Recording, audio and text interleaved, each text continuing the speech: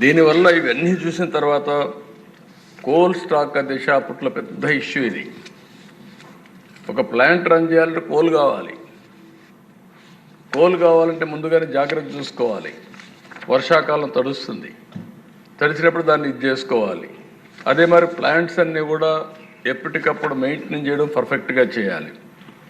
నేనున్నప్పుడు ఎప్పుడు కూడా 3 నెలలకు 4 నెలలకు కోల్ ఏమాత్రం ఇబ్బంది లేకుండా స్టాక్ పెడితే ఒక రోజు కూడా కోల్ ఉండేది కాదు. పెద్ద గొడవలు. కోల్ లేదు కాబట్టి కరెంట్ ఆపేసేవాళ్ళు.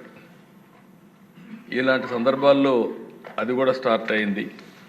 ఆల్ ఇండియా లెవెల్లో 8.7% ఎనర్జీ డెఫిషిట్ ఉంటే 17.6% పెరిగిన ఆంధ్రప్రదేశ్ రాష్ట్రం, మళ్ళీ సమైక్య ఆంధ్రప్రదేశ్లో. ఒక పరిపాలన ఏ విధంగా మార్పులు తీసుకొస్తుందో ఇక్కడ ఉండే సభ్యులు మీరు గుర్తుపెట్టుకోవాల్సిన అవసరం ఉంది. ఒక కీలకమైన శాఖలో ఏ విధంగా ప్రజలు ఇబ్బంది పడతారు. నేను ఇవన్నీ కూడా మీకు ఎందుకు చెప్తున్నానంటే 3 పీరియడ్ నేను కంపేర్ చేస్తున్నాను. 30 ఏళ్ళు కంపేర్ చేస్తున్నాను. 95 2004, 2004 14, 14 19, 19 24, 24 తర్వాత 9 నెలలు ఏం చేసామో చెప్పడానికి నేను ప్రయత్నం చేస్తున్నా. రాష్ట్రంలో ఉండే ప్రజలు కూడా గుర్తుపెట్టుకోవాల్సిన అవసరం ఉంది. బడ్జెట్ తగ్గించారు అప్పట్లో. నేనున్నప్పుడు 7.8% పవర్ సెక్టర్కి పెడితే వీళ్ళు 5% తగ్గించేశారు.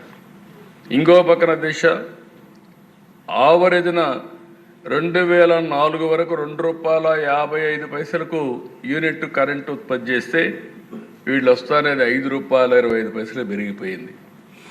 అప్పట్లోనే 10 ఏళ్లలో రైతులపైన భారం 28,835 కోట్లు వేశారు.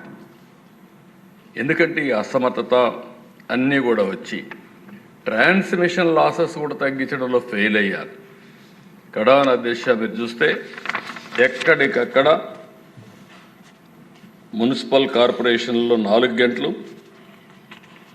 మున్సిపాలిటీలో 6 గంటలు, మండల హెడ్ క్వార్టర్లు 8 గంటలు, గ్రామాల్లో 12 గంటలు, ఇండస్ట్రీస్ కోత. స్మాల్ స్కేల్ ఇండస్ట్రీ అయితే కరెంటు వాడితే సర్ఛార్జ్ పేరుతో డబల్ ఛార్జ్. దీంతో చాలా స్మాల్ స్కేల్ ఇండస్ట్రీస్ అన్నీ కూడా మూతపడే పరిస్థితికి వచ్చింది.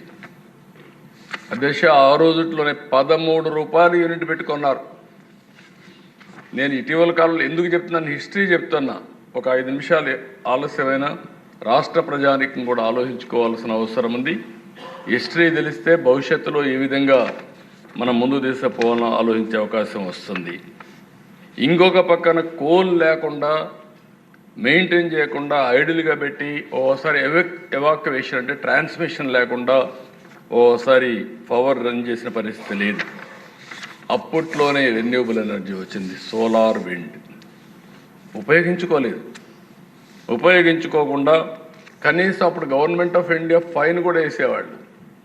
మీరు ఇంతని కొనాలి, 2% కంపల్సరీగా మీరు సోలార్, విండ్ ఉత్పత్తి చేసుకోవాలి, లేకపోతే కొనాలని పెడితే అది కూడా కొనకుండా దానికి కూడా వచ్చే ఇన్సెంటివ్స్ తీసుకోకుండా వేస్ట్ చేసే పరిస్థితికి వచ్చారు.